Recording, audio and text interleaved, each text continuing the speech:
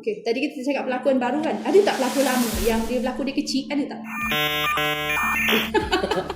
Ada je, sebab dalam setiap drama saya dia mesti kena ada balance lah Okay. Pastinya ada Raja Azura, Ram Jalani, kita ada Rosli Rama Adam juga. Saya sendiri melakonkan watak sebagai ketua balai bomba, Datin N sebagai unit forensik. Sebab itu memang watak dia lah. Kita kekalkan watak-watak yang sedia ada daripada Bomba Hero sebelum ini. Aidil Aziz, PBK 2 Mohsin, kita kekalkan dia. So dia adalah supervisor di balai tersebut. Ada adik-beradik lain yang terlibat? Boy ke Bell ke? Ada, kebanyakannya drama kami adalah sedikit sebanyak tu pasti ada. Tapi yang pasti di belakang tabir memang saya, abang saya Boy selaku penerbit lah untuk drama ni. Okay, yang saya ada ternampak dekat social media. Yang baby berlakon tu cerita apa?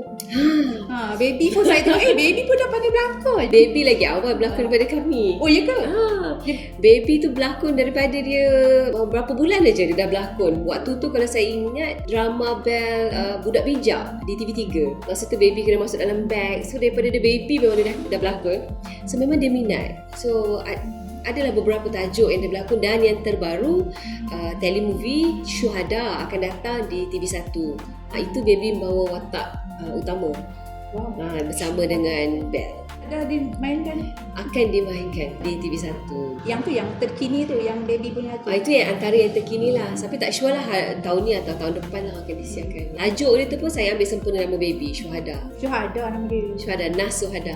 Oh. Okey, apa perkembangan Di pula? Saya pula dia tanya.